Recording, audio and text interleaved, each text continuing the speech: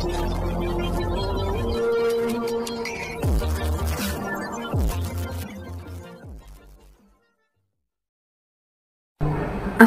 আলাইকুম। আমি পপি। দীর্ঘ 28 বছর চলচ্চিত্রে কাজ করেছি, অনেক সুনামের সাথে, সম্মানের সাথে। কোটি কোটি দর্শকদের ভালোবাসা পেয়েছি, ইন্ডাস্ট্রির মানুষের ভালোবাসা পেয়েছি। কিন্তু এই মুহূর্তে আমি ক্যামেরার সামনে কথা বলছি একজন ব্যর্থ মানুষ হিসাবে। ব্যর্থ মানুষ বলছি এই কারণে, সবার মন জয় করতে পারলেও দীর্ঘ 28 বছর আমি যাদের জন্য কাজ করেছি, যাদেরকে এই হাতে লালন পালন করেছি, তাদের কাছে আমি অযোগ্য একজন মানুষ। তাদের মন মতো চলতে পারিনি, তাদের মনের মতো করে নিয়ন্ত্রিত হতে পারিনি। হয়েছি, একসময় হয়েছি, কিন্তু এখন হতে পারি না। তার করে বলেছি আমি একজন ব্যর্থ মানুষ। একটা মানুষ তো সবসময় সবার কাছে ভালো হতে পারে না, সব সময়ের জন্য ভালো হতে পারে না।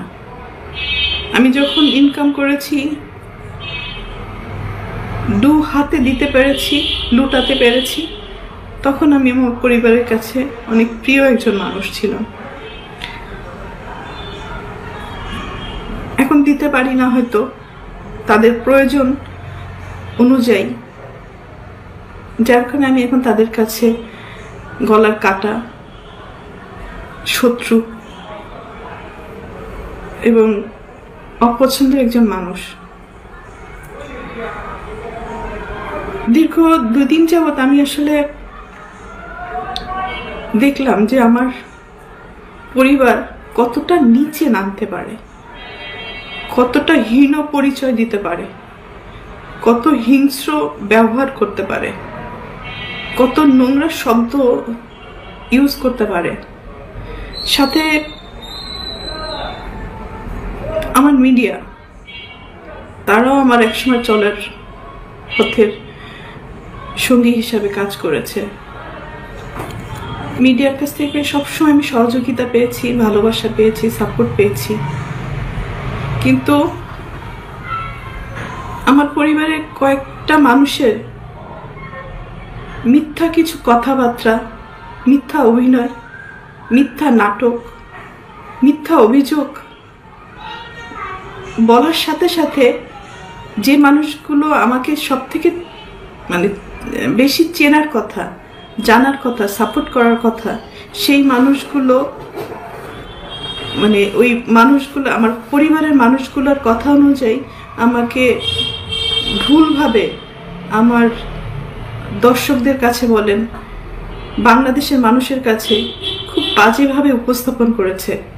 তো এর থেকে দুঃখজনক আর কিছুই হতে পারে না। যাদের জন্য কাজ করেছে আজকে তারা কেউই আমার না। এই জন্য হয়তো আল্লাহ বলে, যার যার জীবন হিজ হিজ হুজ হুজ, কিয়ামতের মাথায় কেউ কাউকে চিনবে না।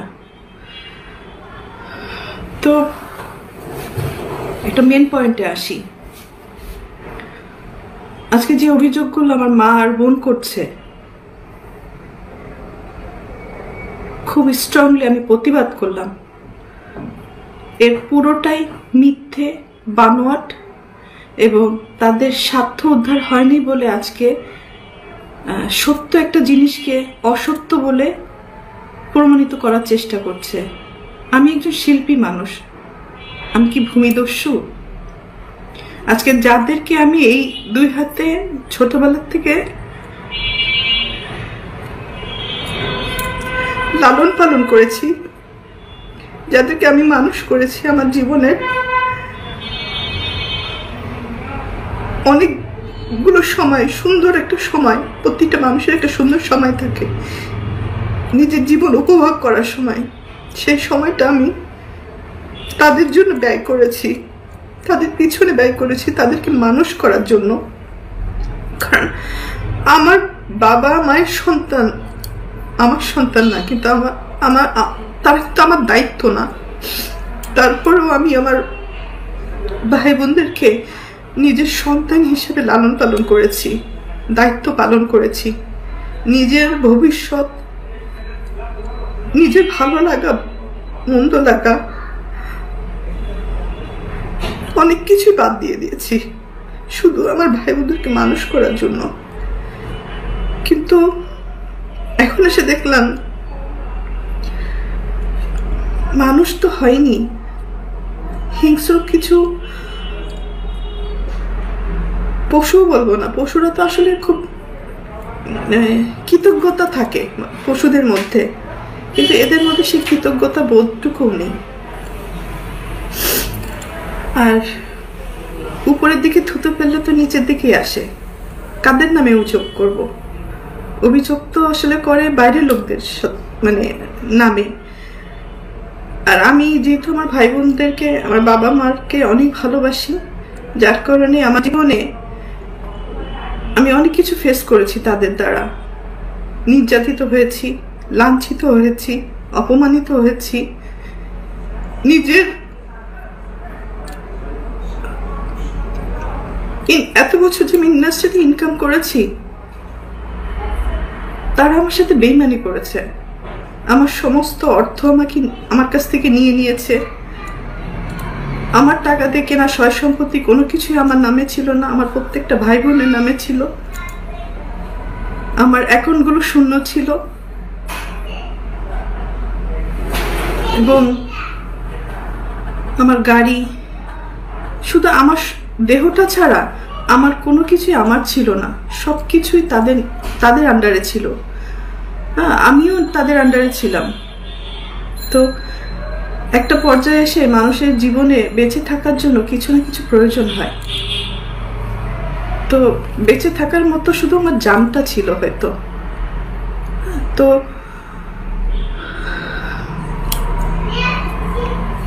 একটা পর্যায়ে এসে যখন আমি জানতে পারলাম আমার পরিবারই আমার সাথে বেইমানি করেছে, আমাকে ঠকিয়েছে, আমার সবকিছু কেড়ে নিয়েছে, এগুলো জানার পরে আমি চুপ ছিলাম।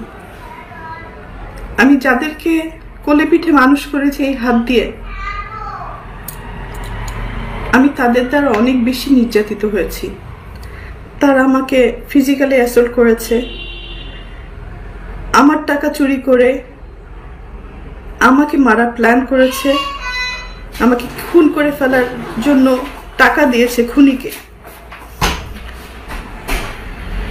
আমার আপন ভাই এটার সাথে জড়িত, আপন বোন জড়িত। আর একটা সামিন নামে একটা ছেলেকে পালক নিয়েছিলেন। তারপরও আমি অ্যাকসেপ্ট করেছিলাম যে ঠিক আছে, একটা মানুষ তো, একটা বাচ্চাকে লালন পালনের দায়িত্ব নিয়েছিলাম। তো পরবর্তীতে দেখলাম এটা যখন হাতে পায়ে বড় হয়ে গেছে, তখন ওই হাত দিয়েই আবার আমাকে আঘাত করেছে। অনেক সময় এইগুলো কিন্তু আমার মুখের কথা না, এটা সত্য ঘটনা।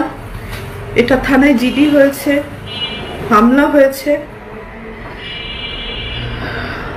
এবং তাদেরকে আটক করা হয়েছিল এই ক্রাইম করার জন্য। পরবর্তীতে আমি তাদেরকে মাফ করে দিয়েছি, কারণ আমার ভাই বোন তো, ভুল হইতেই পারে। সন্তান হিসেবে মাফ করে দিয়েছিলাম। পরবর্তীতে দেখি যে এগুলো বাড়তেই আছে। এবং আমার মা তো আসলে অনেক বড় একটা শব্দ, কিন্তু পৃথিবীতে সব মা না। ভালো মাও আছে, খারাপ মাও আছে। দুর্ভাগ্যবশত আমার মাটা হয়তো আমাকে সেই পরিমাণ ভালোবাসতে পারেনি, কারণ আমি আমার মার কাছে, পরিবারের কাছে সবসময় সোনার ডিম পার একটা হাঁস ছিলাম, মানে দুধ দিয়ে একটা গরু ছিলাম, টাকা ছাপানোর মেশিন ছিলাম। সন্তান হিসেবে কখনো ওই ভালোবাসাটা, ওই কেয়ারিংটা পাইনি। তারপরও কোনো অভিযোগ নেই, আগেও ছিল না, এখনো নেই। আর আমি আমার মনকে বুঝ দিয়ে নিয়েছি, আর পাবো না কখনো তাদের কাছ থেকে সেই ভালোবাসাটা। কারণ একটা মানুষ যখন মেশিনে পরিণত হয় তখন তার মূল্য মেশিন হিসাবেই থাকে, মানুষ হিসাবে থাকে না।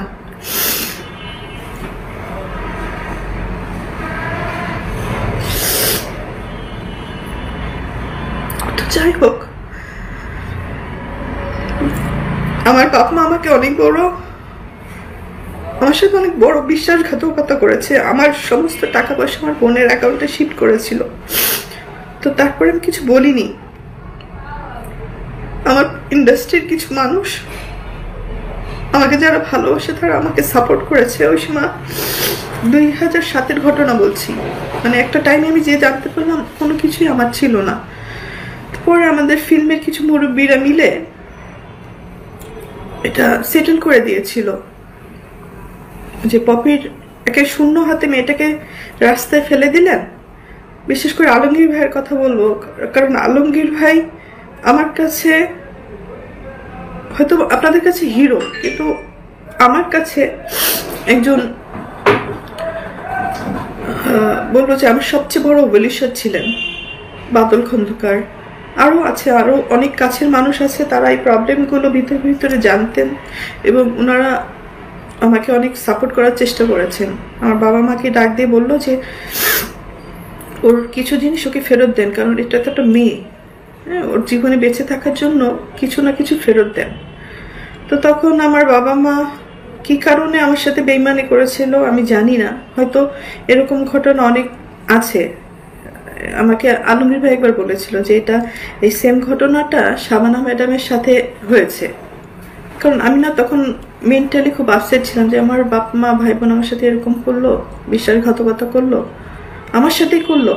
তখন আলমগীর ভাই আমাকে বলেছিল না, এই ঘটনা এর আগে অনেক মানুষের সাথেই হয়েছে। তো সেই সান্ত্বনা নিয়ে হয়তো আমি বাকি জীবনটা পার করতে চেয়েছিলাম এবং কাজ করে আমি আবার সারভাইভ করেছিলাম। তো বিগত কয়েকদিন যাবৎ একটা নিউজ বারবার করে আমার মা বোন এস্টাবলিশ করার চেষ্টা করছে যে আমি জমি দখল করতে গেছি।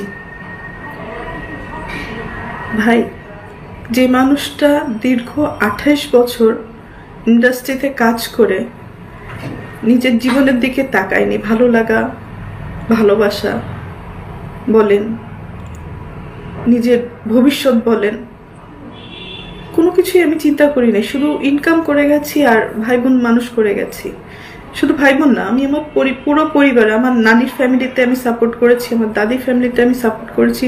আমার কন্ট্রিবিউশন শুধু আমার ভাই বোন না, সব জায়গায় যতটুকু পেরেছি আমি সবাইকে সাহায্য করেছি। আমার মন মানসিকতা একেবারে ডিফারেন্ট। মানে আমি একা ভালো খাবো, ভালো থাকবো, আমি সবাইকে নিয়ে ভালো থাকতে চেয়েছি, ভালোভাবে বাঁচতে চেয়েছি।